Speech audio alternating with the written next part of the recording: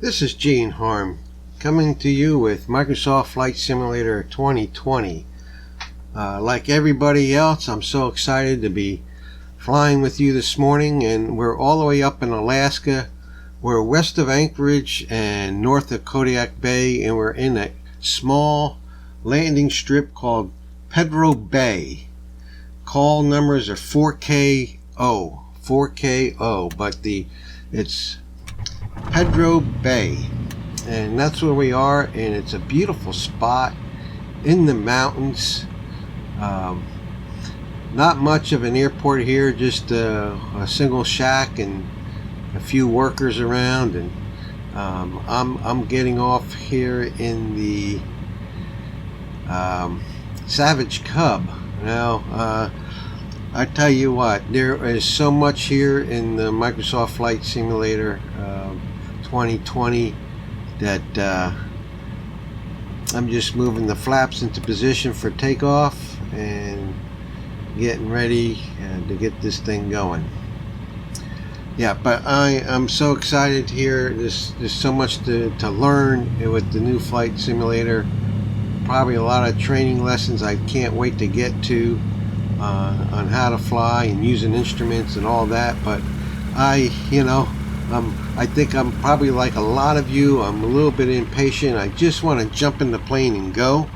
And so the bush plane experience is one of those ways that I can just jump in and go and experience the fun of this flight simulator. And with the Savage Cub, it is just a wonderful plane, easy to fly. Not worrying about understanding instruments and all that. We have instrument gauges here, and not a glass cockpit or something of that sort, but we have just the simple flight controls using a joystick. I'm using a KB Sim joystick. It's a fantastic stick, by the way. I don't know how much they go for now. I bought it for about $100, and it's top notch. I actually got it to be flying helicopters in X-Plane 11, and it's you need a very good accurate stick to fly a helicopter, and that's why I end up getting it. But of course, it's a top notch stick for flying any plane that uses a stick to fly. So we turned around here and we're lining up on this strip up in the mountains of Pedro Bay, and beautiful mountains in the early morning. So we got some clouds out, a little bit of weather, I think, not any rain or anything, but we'll throttle up and we'll push out and get this plane leveled out and moving along the runway.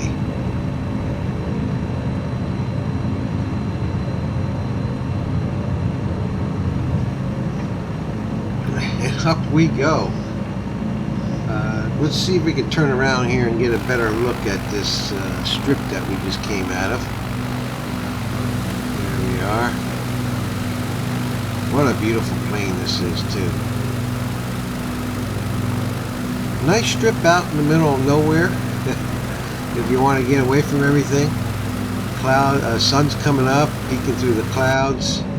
And like I say, I don't have a glass cockpit. I just have these analog gauges, and I love it. I'm just enjoying the snot out of this simulator. And what beauty here we have with the scenery that Flight Simulator 2020 is giving us, with the mountain textures and the sea and the water and the islands out there. It's just wonderful. This here is I'll put the flaps down and get this thing leveled out and trimmed up here. You notice wow, just can't help but look at the forest and the mountains and everything coming together for a beautiful flight. Yeah, so if we peer in a little closer here, we got an airspeed about 140 knots. That's the way we want to have it. We can go a little faster, but I need to trim it down a little bit.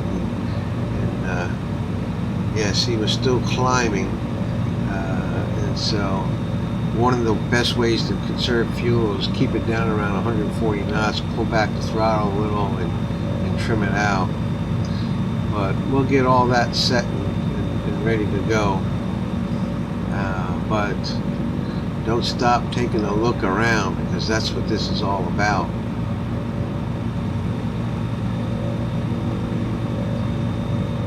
Very nice. One of the things I don't have any foot pedals, so I throttle it back a little bit and see if that helps. Just to lower the nose down and level this thing out. But this the stick I have is it's got the the twist on it. And let's give it a little on the trim. Play with this trim a little bit until we get it where we're happy and we can pretty much fly hands off. That's where you want to be, be able to fly straight and level, hands off. Maybe it did too much nose down, pull it back up again until we pull the throttle back.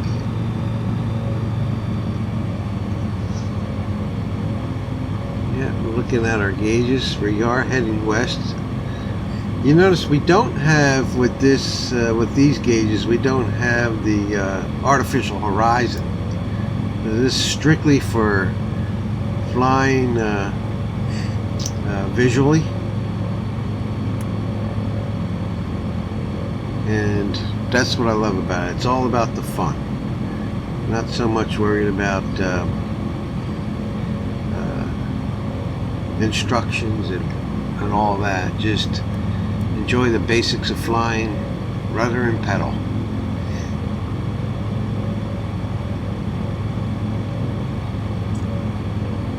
Beautiful scenery.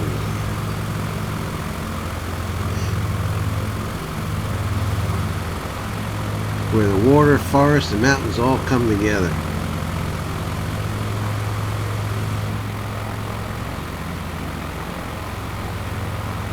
And just take a good look around. This simulator is just so nice. The controls are easy. You can remap anything you want. What I did was I like using the I like using the mouse to move my head around. I don't have a track IR. I like to have one. Maybe at some point I'll get one, but I like to get foot pedals and all that. But I do. Once you get this thing trimmed out, you're flying straight and level. It's really easy just to use the mouse to move your head around. It's the smoothest way to do. But what I was going to say is, what I did was I mapped the hat switch so I can, as I'm flying and I got my hand on the stick and I can't use the mouse, or it's cumbersome to use the mouse, I can always use the hat switch to move my head around, and that works too. And yeah, keep messing with the trim a little here, but I think we got just about where we want to be, leveling out. The gauges we have, all the way to the left, we got our climb or descent rate, our needles right there going up and down around the 0 level mark, which is good. Look at the turbulence though. It's a lot of bopping up and down this morning. It's about 7:30 in the morning, coming out of Pedro Bay and heading out looking for grizzly bears. Then we have our altimeter. Up here, let's see if I can pop up. Oh, looking around. What a beautifully modeled plane. All of the planes I'm finding, I got the standard edition.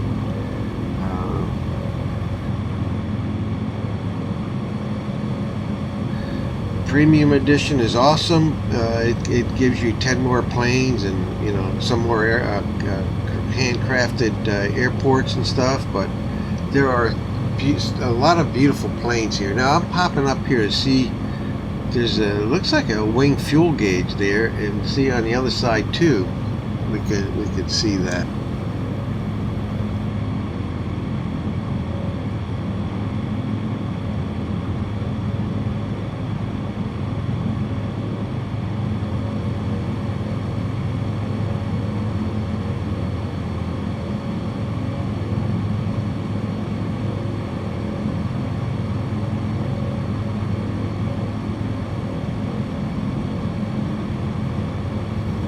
Yeah, so it's just enjoy the views here. It's just all about the fun. Yeah, those fuel. I think those are fuel gauges we're looking at. I didn't realize I know you could pop your head up over the hood by pushing the up arrow, but I didn't realize you could push it twice and get up even higher. Pull back trim. I love that trim dial. It's nice and big. It's easy to grab a hold of and make adjustments to. But I was talking about the stick. I forgot what I was talking about. Looking at all the lakes and bays and things coming through here. Just beautiful. Beaches. Never been to Alaska. Got close. Spent some time in British Columbia, and I got within 50 miles of the Alaskan border, but never made it to Alaska myself. But that's just fabulous how this new flight simulator that Microsoft put out, we could go anywhere in the world. It's all there. All the scenery you can possibly, it's all there. I mean, I just looked at my little hometown in Florida and looked at some of the local buildings, and it's amazing. Every single building is pulled up and modeled, except for my house. My house is buried in trees, so I didn't know what to do with it. And so there's kind of a texture of my house there, but it doesn't. But all my neighbors who don't have as many trees, all their houses look just the way they're supposed to look. It's kind of funny. But there's even a mile down the road from me, there's an odd-shaped building. It's a round building. It's really a kind of architecture you don't normally see. And I was curious how this would be extruded out of the texture, if it would just be, a mungled mesh of a mess. But it was done beautifully. I thought, I don't know how it did that, but the building is perfect. But not everything is. I mean, if the lower you get, and once you get down on street level, you can see where meshes are just stretched up textures that are extruded out of the ground. But it's unbelievable. Just 100 feet, a couple hundred feet up in the air, and they just look beautifully perfect. So I'm kind of looking around through the forest here. Now with the settings, you can have a pointer telling you where the nearest airports are and any particular objects of interest, but I turned all that off because I'm doing a fun fly. And there's this white patch ahead. I can't figure out what that is. When I first flew over here as a kind of a test flight, I thought that was like a low-level cloud or something, but now it's just like a grassy area. I think, who knows, whether it was somebody come and cut the forest down out of there and loggers or something, but it's kind of a white patch. If we're going to see any grizzly bears, I can't believe how much water is everywhere. There's plenty of ponds and small lakes and things. We'll hope to catch them in this open field. So that's what we're going to do. We'll come around here and take a look.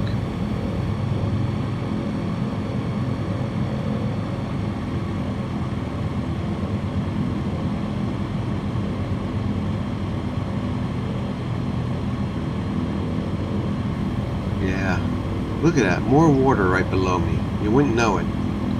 These must be wonderful fishing lakes, because nobody knows about them, right? I mean, these are almost like unseen territory. Come up here, look out. See, there's no way you can see any wildlife in deep forest like that.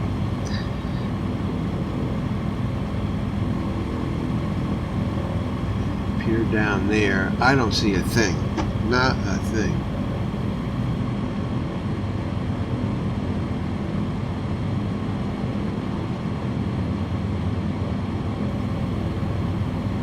Well, this is the open spot where they say you can see them.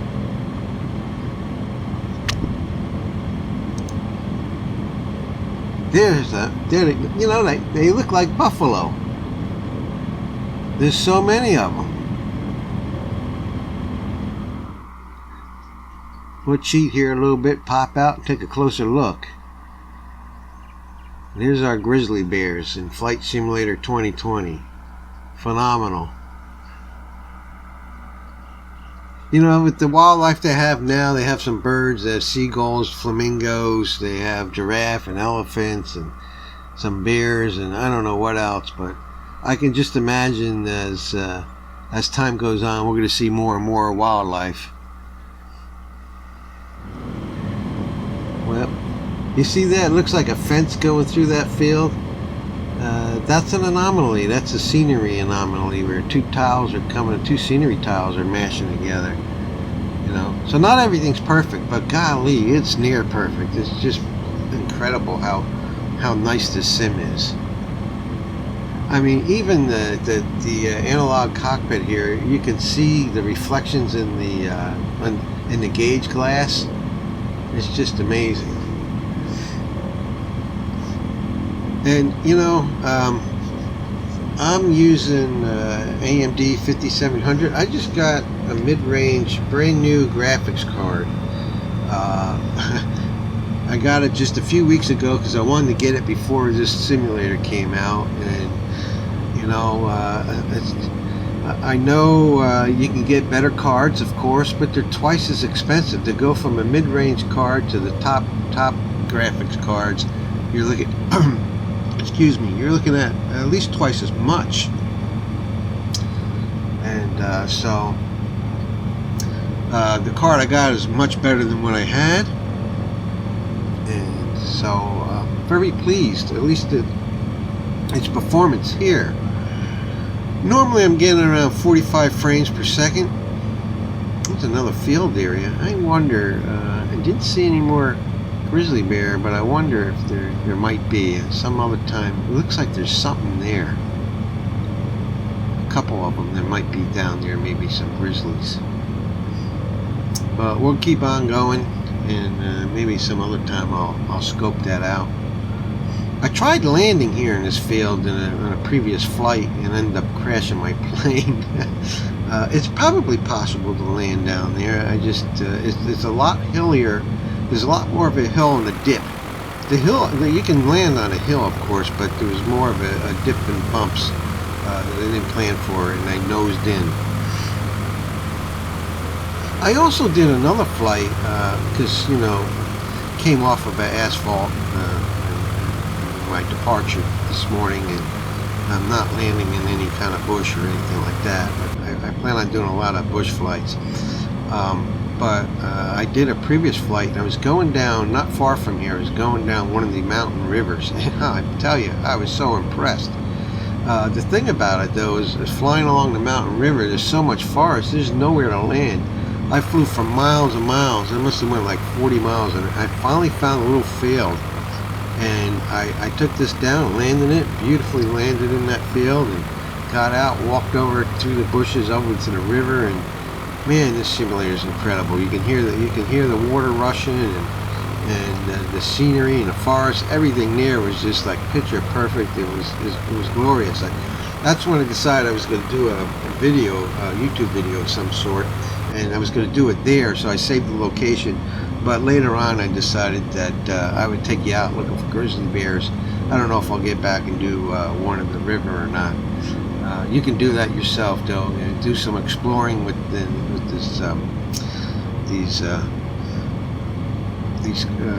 these light aircrafts that don't need much of a runway to take off or land in.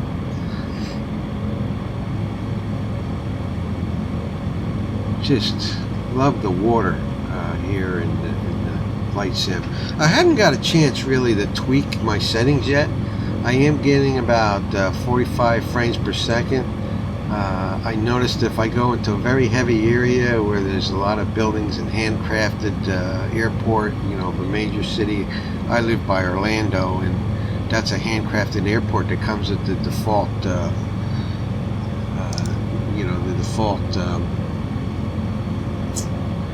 package. And so it turned out that, I was able to get my airport done, not have to buy the deluxe or premium. Yeah, at some point you can upgrade to the deluxe or premium, but there's so much to be had and looked at, and just plenty of planes that I didn't see the need to buy the deluxe or premium. I don't have to have San Francisco or Denver or Chicago at the moment. At some point, I may be interested in that when I'm flying jets from place to place. But right now, I'm going to be doing general aviation for probably some months to come. Unless I get tempted and jump into a jet here shortly. But I'm just loving this fun fly. Look at all the water and lakes and things up in this area. It's just wonderful. Well, I'm glad that you joined me this morning and took this flight with me. But one of the things that I found was kind of odd. When I was flying up here, I was getting my typical 45 to 50 frames per second.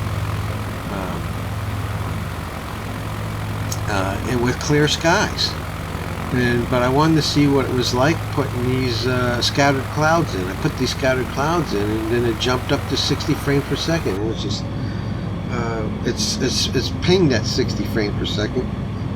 I think that's the highest I can have, based on your settings.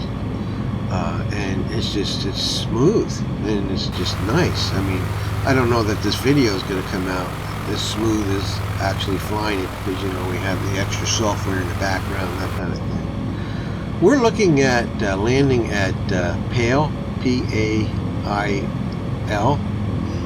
and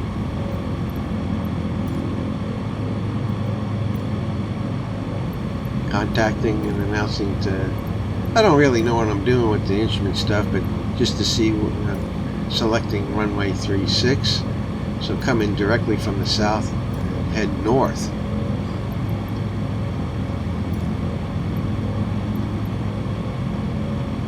And once again, it won't be in the bush, it'll be another asphalt runway. Alpha India Lima traffic Savage Alpha Sierra X-ray Golf Sierra 3 miles southeast, minus 1,100 feet. Yeah, so I don't know why I'm getting such good frame rates up in this area. There's not a lot of buildings, I mean, that's for sure.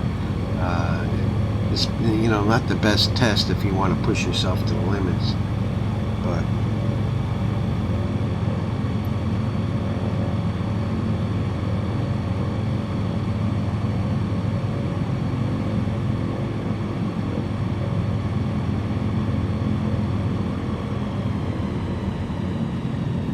I'm finding this new graphics card I got to be doing the trick for this flight simulator.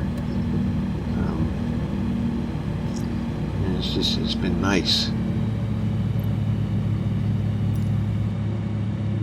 Papa Alpha India Lima traffic Savage Alpha Sierra X-ray Golf Sierra is on final runway 36 to land. I'd be hard pressed to buy the best graphics card out right now, because we're only a short time away from the 3000, the NVIDIA 3000 series coming out. So. Yeah, unless you're going to save a bit of money on a 2080 or something, you might as well wait for the 3000 series to come out.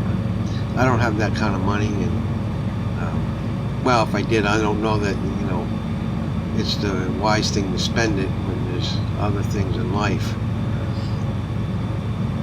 I thought the mid-range card for me was a good compromise for an everyday Joe just trying to get through life and have a home and family and all that stuff. Yeah, it's funny. I kind of told this guy I was on final, and I'm not really on final. But this is one of the wonderful things about flying these this bush type craft, and the Cub Savage and the X Cub and some ultralights and stuff. You don't really need to set up in a line on the runway for miles in advance. You can come right up, sneak right up on it at any angle you want, and then just turn right through and land at your leisure. Plenty of runway, plenty of maneuverability with these things. Boy, and I'm just loving this, the flight capabilities of this small aircraft. Of course, I mean, I'm going to have my fun, and then I'm going to get into some training craft and take some of the lessons that they have and watch some tutorials online. Years ago, when I first started with Flight Simulator, well, I hate to tell you this, but I had the original Sublogic back, you know, and I learned how to do the instrument flying, and completely would fly from airport to airport without, you know, any visual at all. I forgot all that stuff. I mean, I don't remember it, so I have to relearn it all. I'm looking forward to, though.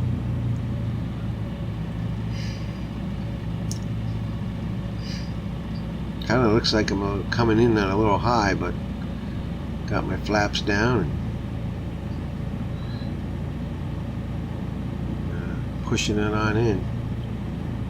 Still hitting 140 knots. That's the thing, though, when you don't line up at a good distance, you may have to come in there at a little higher speed. And yeah, now I can slow it down. But what a beautiful scene with mountains in the background, clouds, and early morning, and sun coming up. Nice flight. Okay landing. Fair, not the best. Had a good one yesterday where I flared out and the stall buzzer hit at the same time my wheels hit. It was like, that was good timing. I couldn't come in any shorter or gentler than that.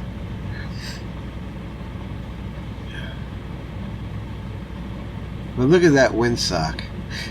I came in a crosswind, but of course the windsock is just hanging limp, so there really wasn't any wind out. I didn't really set any weather, I just put scattered clouds. But there was a lot of turbulence during the ride. So hopefully you had fun joining me in this early morning in Alaska and up in the mountains and forest and sea and lakes. I was going to go park off to the left or right, but there's a couple guys here trying to wave me in. So see what they do. So, you know, I'm finding that I can fly into any kind of small airport anywhere. They're not handcrafted. They're not part of the, you know, the deluxe or premium or whatever crafted. And they still look great and have plenty of stuff. Look at this guy. He's walking. I'm going to chop. Oh, my. I had a brake. You see me? I had to pop the brakes. I didn't run into. And look at the other guy. He's putting his face in his hands. He can't believe it either. That guy walked right smack in front of my prop. That's too funny. I don't know what to make of that. But anyway, that's all fun. This was just fun to fly, and this is one of these things that I'm glad I got some time home. I got a few days off, and it's perfect time. I was at work when this thing was released. I had to wait to the weekend to download it, and now I got some time where I can actually fly around for quite a while. Flip these things off. I have to relearn the proper way of doing things too. I don't know if I'm shutting it down properly or not, but I turned it off for sure. And this guy's holding his hands up. I think he wants me to inch closer until his two sticks come together and cross over. But I think I tried that at another airport and I couldn't get him to, you know, I don't know what to say. But hopefully you guys enjoyed this, and we'll catch you next time.